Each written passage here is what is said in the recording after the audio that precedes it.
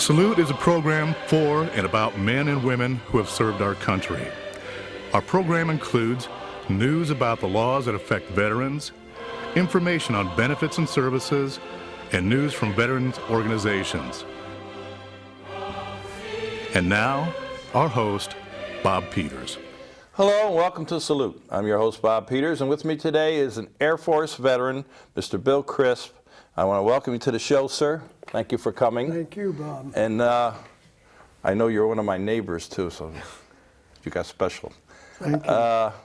Bill, tell us a little about yourself. Where were you born? And Well, I'm an Okie from Oklahoma City, and I was raised in Oklahoma and Texas. I went to high school in Oklahoma and then finished my senior year of high school in Brownwood, Texas. From there, I went to the University of Oklahoma for one semester and then to the University of Texas. How did I get in the Air Force? Well, it was during the Korean conflict.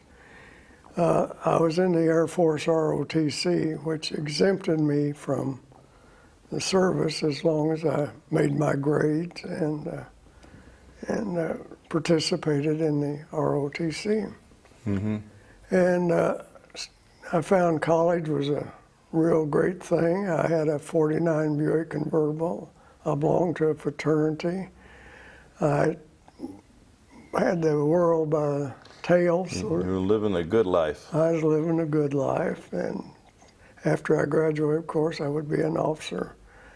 Well, it seems one night I tried to make I had a 49 Buick convertible, I tried to make fly in first attempt. Before you got your wings, huh? Before I got my wings. I had a sorority girl with me that night trying to get back after hours.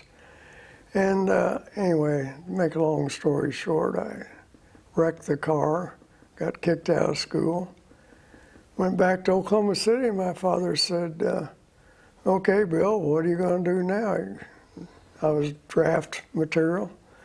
And I said, well, I guess I'll join the Air Force. So that's how that happened. 1952, February, I joined up, took the train from Oklahoma City to Lackland Air Force Base, which everybody at that time remembers as Tent City. Mm. They were bringing so many people in for the Korean War that they didn't have barracks. They had tents. It was February. It was cold when it started out. Yeah, the Texas, I remember being in Lackland, too. You get up in the morning, it's cold in the middle of the day, you're sweating. That is correct. Yeah, it's a terrible climate. But we had tents. We had, it was February, we had wood stoves. Lackland was the basic training for all of the United States, regardless of where you were born, you ended up in Lackland. Mm. We tried to fight the Civil War there. Yeah. And we took some wood and started New Yorkers against the Southerners. Yeah, that probably still goes on today. I'm a Vietnam veteran. That was the same thing when I was in tech school. You watched the two of them go round and round. Fight the Civil War all over again. Yeah. The air police came roaring down and said, hey, you've got the wrong enemy. And while I was there, of course, I went to basic training, learned how to shoot a gun, and took a lot of testing, and they decided that I was material for radar mechanic school. So I was assigned to Keesler Air Force Base. That was in Biloxi. And a lot of people listening to this probably went there. It was the electronics training center for all of the United States. I was chosen to do ground control approach mechanics on the radar to fix the radar sets. During the time at Keesler, they posted a notice on the bulletin board. We need aircraft observers. And if you are chosen, you will become a first lieutenant. I didn't particularly care being an airman. That wasn't the greatest thing in the world. So I said, okay, I'll try it. You did have to sign up an extra 3 years after you got out of cadets. which, fine. I had not the foggiest idea what an aircraft observer was. I guess he watches the airplanes go by, no? Right, I didn't know. All I wanted to That's my guess. When it said lieutenant, well, fine. They bused us to Moody Air Force Base, the ones that applied, and we took testing. I had no depth perception, but I sort of fudged on the test. And I was chosen. But there was a long line of people waiting, to go to cadets. Well, the story goes, I continued my education at Keesler. I graduated as a mechanic, electronics mechanic on radar. I was sent to Gray Air Force Base. Do you know where Gray Air Force Base is? No, sir, I don't. Most people don't. It's a gray area to me. It's exactly what it was. When I reported for duty, it said turn back. It was in Texas near Fort Hood. Road going up a hill, dirt road. And they told me where to turn. And as I was going up the road, it said turn back if you have no business. If you went further, you will be arrested and impounded. Wow. And I topped the hill, and here's nothing but a couple of barracks and a long runway. And I thought, this is stupid. What did I get myself into? Yeah, right. Of course, in the Air Force, you never have a need to know. Is that correct? Yeah. I reported in, gave my orders. They took me to the Air Police headquarters. I had to sign a paper. I could not tell my parents where I was, what I was doing. And I signed a paper saying $10,000 fine and 5 years in jail if I told anybody where I was. And I looked around and nothing but cactus and heat and rattlesnakes. My first, and this is very quick, I want to say my first encounter with the airplane, the B-36. That was a Peacemaker, Convair built it, one of the huge airplanes. Well, it turns out one night they got us up. We went out to the GCA trailer. They said, we fired up the trailer, and the next thing I knew, here coming a big airplane overhead, this huge airplane. All the lights were out on the runway. Just as he touched down, they turned the runway lights on as they guided him in. And the minute he started slowing down, they turned the lights off. It was a huge B-36. This was one of 4 storage areas for the hydrogen bomb. Oh, really? I was sleeping on top of a hydrogen bomb, but I didn't have a need to know that. The reason I mention that, because that was my first encounter with the B-36. Now let's fast forward. I got into cadets. We flew in B-25 for training for radar observer in the back seat of interceptors, fighter interceptors. I graduated from that. Well, when I got out, the particular airplane that I was to fly in, the F-89, the wings were coming off. So they had nowhere to send us. They had all of these graduates. Oh, the plane was having mechanical problems with the wings and everything? Yeah, well, they fell off, and That's not a good thing. Only one person I know survived, one pilot, but that was not a good thing. Oh. But they had nowhere to send us then, no airplanes. So we went to navigator school in Houston, and that was a pretty nice thing. I did get my secondary navigator's thing. And now when we got out of there, the airplanes had been fixed. Air Defense Command, which I was then assigned to, was of course along the northern border of the U.S. to protect us during the Cold War. I did not fight in Korea. I fought what we could call the Cold War, the second, waiting for the Russians or bear to come over the mountain, as we said. That was our job, was to defend the U.S. And when we got out, we were all assigned bases, starting with Washington State and going across to all the way to Maine. They say never volunteer in the service. Did you ever volunteer? I did worse than that. I volunteered a friend of mine. Oh, well. I was a basic school, and it was kind of boring. And, you know, we were waiting to go to school. They needed a work detail, so I volunteered, and then my friend was Angel. I says, I volunteer Angel. And Angel hated me from that day on because we worked all day, we had blisters. And I don't blame him. yeah. Well, they said never volunteer. So they started with the air bases asking for volunteers to go to, well, they were all North Dakota, Wisconsin. I mean, it was all along the northern border. Well, people who were from, say, North Dakota, they would, of course, volunteer. Yeah, right. And the rest of us, we kept waiting. And then they got to Cape Cod. There was an air base on it. Hey, that sounds like a real good one. Well, how big are you? Well, I'm 6'1", 2", I thought. I'm around 6 foot.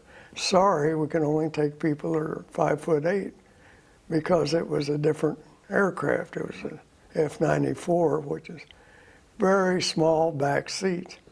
Yeah. And then they said, and the rest of you are going to Presque Isle, Maine. Somebody spoke up and said, where in the hell is Presque Isle, Maine?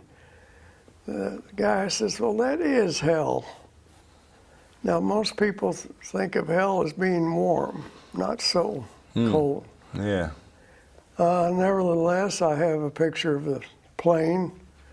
Yeah, before we get to that, I got one quick question for you. Right. When you went to the school to identify airplanes, is that what it was? The job of the radar observer was to, I'll explain a little more as I show you the airplane. I'd like to show you the airplane, Sure. to show you what the job was. It was not the world's prettiest airplane. In fact, what it was, we had 2 engines, Allison engines. General Motors, not saying anything bad about General Motors, but they consistently blew up. The wings came off the airplane. Later on, the canopy came off the airplane. Wow. It was the first $1 million jet fighter built. Okay, its job was to intercept at night. We had no night interceptors. Yeah. And they were using F-86s for daytime. Yeah. Well, I was the radar observer. The radar is here in the back. And it's a console that you cannot, you can see barely, but it sticks up. The radar console stuck up, and I could not see the pilot. The only way I knew the pilot was there was the reflection in the canopy. Oh. But You had to hope he was there. really hoped he was there. That was another story when we lost the troop. The pilot, our job was to intercept planes coming from the north, from Canada. The airplane had a 10-minute estimated time of arrival. He had to be within a 10-mile corridor when he crossed the border from Canada to Maine. So you guys were on alert. You had alert status, right? That is correct. We had an alert hangar, 4 of these planes set with the warmed up, ready to go. And we were on 48-hour alert. Yeah. So we'd be in an alert hangar with our clothes on, and we'd sleep. Well, we had recliners. And 2 men were on, or 2 crews, I should say, were on immediate. And when the klaxon horn went off, you may have been dozing, but the next thing you knew, you were rolling down the runway. Yeah. The quarters were upstairs. By the time we were downstairs and climbing into the airplane, the crew chiefs had the engines running and the doors up, and we were strapping in as we were rolling. And that's my job, was to identify or to find the aircraft. We used radar. We were guided as we took off. We were actually handed a code at that point. The code was not given to us until we were actually on getting ready for the mission. And you might want to put that down. I know what you got. I know you.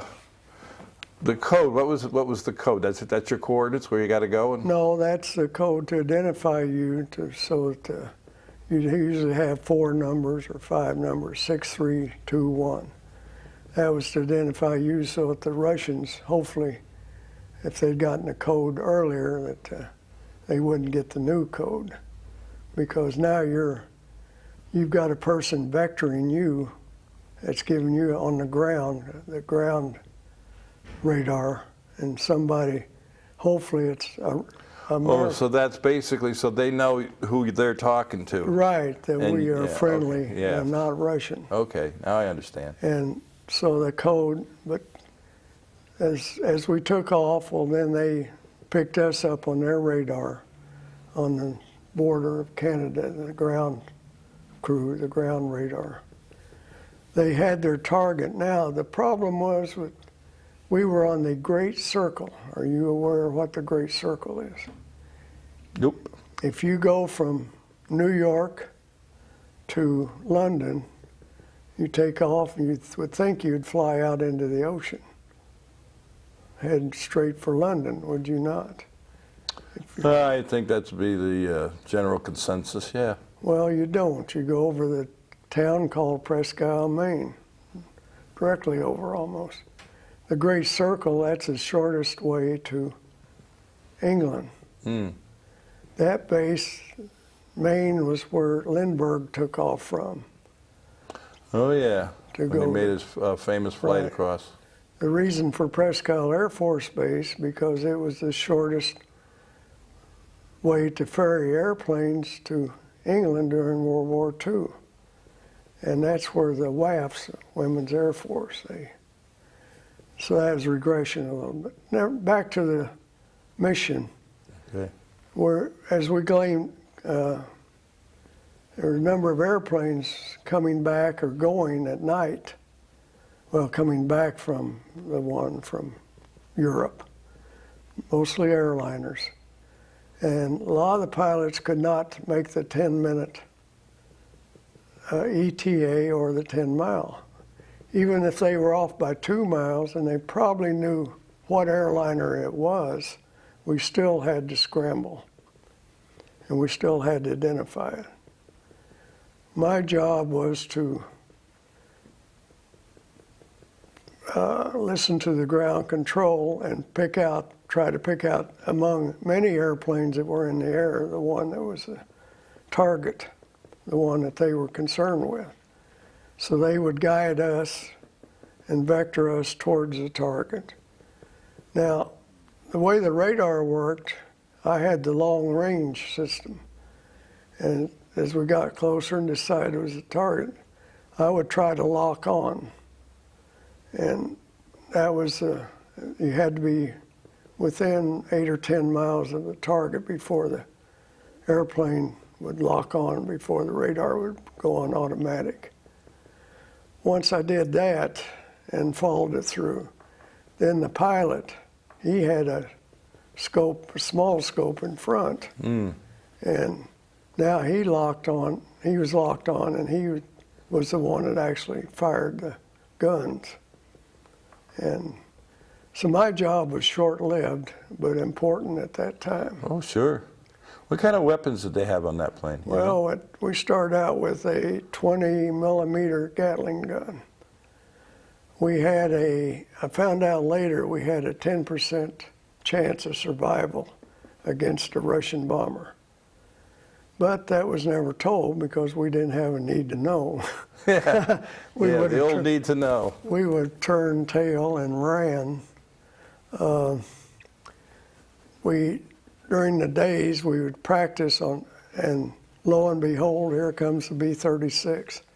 So we would practice trying to shoot down a B-36. And there were 27 of them stationed at Loring Air Force Base, which was 15 miles away from us. This was the largest SAC base in the world in 1952, some 14,000 acres. And they, as I say, they did not keep the hydrogen bombs at there. They kept them at 4 different places in the U.S., including Gray Air Force Base. But we'd get back and we'd make our fighter pass against the B-36. It was a long tube, and it had nothing but guns, top, bottom, side, front, back. And I remember watching them as we made a pursuit pass and rolled in, watching those guns follow us in. And we did not stand a very good chance. Yeah. But later on, we had 90% chance of survival. You may ask why. Well, I was going to ask why, but I was kind of hoping you'd just go there. Well, some engineer, and the airplane was made by Northrop Aircraft in California, and they realized that it was not a very good weapon, most likely. So they got to work, and they ended up on the end, you see 2 pods. Yeah, I remember those, yeah. And each pod was a fuel tank to give us more range. Somebody says, well, let's take off those fuel tanks and put 52 rockets on each wingtip. Well, that was the turning point. We flew, that became what they called the F-89D model. And we could stand off 5 or 6 miles and fire 104 rockets. 104, wow. And our kill rate was 90% or better. So that's the American ingenuity speaking there. And that's why it's a great country to live in. Oh, it sure is. It's the best in the world. It is. And speaking of their technology nowadays, we'd probably blow our minds what they can do nowadays. That is correct. That is correct. But just little things, a little turning point. The radar now, I was a navigator, and we had a sextant. You may not remember those. It looked something like a TV camera, but you looked up sky. You navigated by finding the stars, and then you went through books to try to find out where you were. And certainly now we have GPS, and everybody uses. So it was an interesting time for me. I had interesting times. We landed in Miami on fire one time. Really? That was interesting. Yeah. I don't know how much time we have here. Right? Well, we have about 4 more minutes. That's about it. Well, it's going fast, isn't it? Yes, it does. I have a lot of stories to tell. What I'm doing the last 4 minutes, I'm making movies for my great-grandsons, and they're called the Papa movies, because that's what they call me, is Papa. I do a 1 minute only because their attention span, they're 10 and 6. So I figured 1 minute, and I'm doing all of these side stories like landing on fire, and when the airplane blew up under, taxiing out. Just about ran into a mountain, ran out of oxygen almost over the Rocky Mountains. You know. So you had a guardian angel looking over you, huh? I certainly did. Well, I'm glad of that. And I'm here to tell about it, and I'm pretty proud of being a part of the Cold War. And all I can say is that we need to, my part was not that much, but others sacrificed a lot more than I did, and we should thank them more than me. I was just a small little... No, important part. You know, as the saying goes, all gave some gave all. But, You know, but we all did our effort. I'm just wondering, you were, what, 6 years, right, in the Air Force? that 5 years. 5 years? I had to add a year because of the going to cadets. I signed up for 4, and I chose to add the extra year to become a commissioned officer. And what rank were you when you got out? Well, when I finally, after the reserves, I became a captain. So I went from airman to captain. Yeah, that's a great career. And we enjoyed it, and I brought back a wonderful souvenir from Maine. My wife of 57 years, and I owe a lot to her. I owe everything to that woman. They say behind every successful man is a good woman. Well, that was certainly true. I mean, without her, I would not have done what I've done and been as happy as I have been. Quickly, when you got out of the service, what career did you enter into before you wound up moving down here? Surprisingly enough, I ended up going to McDonald. I got my degree and went back to school on the GI Bill, which was the greatest thing ever invented. Sure is. I got my civil engineering degree, went to work for McDonnell Aircraft as a stress engineer. So then I ended up help building weapons, the F-4, Talos missile, worked on Gemini spacecraft. Oh, what a career, my friend. I had a great life there. After that, I went to work for Exxon and SO Engineering at that time, helping build refineries and things like that. And then even after that career, I had my own company doing computer centers and computer type work. So I was a jack of all trades, and I enjoyed every minute of it. Been retired 20 years now, and fortunate to be here in Florida and neighbors like you. Well, you can't help what you get for neighbors, you know. Yeah, you're stuck with me, you know. That's great. That's great. We have a great group in the plantation, as you know. There are a lot of vets, and so that's pretty well my overview of my story. There's a lot of little sidelines, but. Well, we're just about out of time. All right. So, I do really want to thank you for coming, Bill, and sharing your story. Thank you for having me, Bob. And you know what's going to be nice about this is those grandkids, they can watch this and see Papa. Well, I don't know if it's as thrilling as some of these things that they do with their games and so forth, but well, maybe back when they get older, I think they'll start to realize, you know. Let's hope that we have left a little history. As I see it, as I think it really is, history seems to change as time goes on. People try to remember, but by filming it, maybe we'll have a little truer story. Yeah. Well, I hate to say this, I'm out of time. You're out of time. So thank you for coming again. And to all our veterans out there, our active military and their families, we salute you for all you do. Till next time.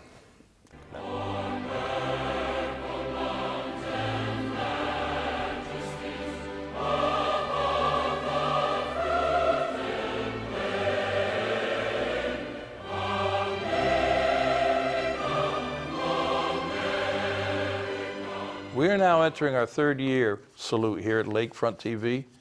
We've had many great guests and veterans organizations share their stories with us. We'd like to hear from you too. If you're a veteran or a veterans organization, Lake Sumter counties, please give us a call. Lakefront TV can be seen all over Lake County and the villages and worldwide at lakefronttv.com.